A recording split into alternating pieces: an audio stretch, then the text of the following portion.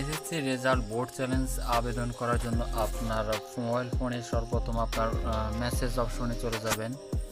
Message অপশনে যাওয়ার পর এরকম এই ডান সাইডে দেখতে পাবেন স্টার্ট চ্যাট, এই অপশনে ক্লিক করবেন।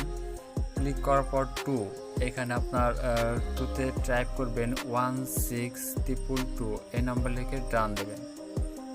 ডান দেওয়ার পর এরকম এই যে টেক্সট মেসেজ, এখানে আপনারা আপনার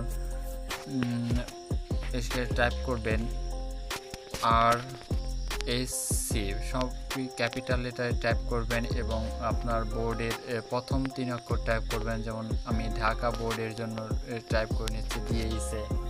আপনারা যদি অন্য কোনো বোর্ডের জন্য আবেদন করেন, বোর্ড থেকে আবেদন করেন, তাহলে সেই বোর্ডের প্রথম 3 অক্ষর টাইপ করে দেবেন। এরপর আপনার রোল নাম্বারটা এখানে টাইপ করে দেবেন। আমি আমার রোল নাম্বারটা টাইপ করে দিচ্ছি। এরপর স্পেস দিয়ে আপনার যে সাবজেক্টে আপনার বোর্ড চ্যালেঞ্জ করবেন সেই সাবজেক্ট কোডটা বসিয়ে দেবেন। এখানে আমি একটি আমার 101 সাবজেক্ট কোডটা টাইপ করে দিচ্ছি। এখন যদি আপনার একাধিক সাবজেক্টের জন্য আবেদন করতে চান, তাহলে এখানে একটি কমা দিয়ে 107 এরকমভাবে টাইপ করে আপনারা সেন্ড অপশনে ক্লিক করবেন।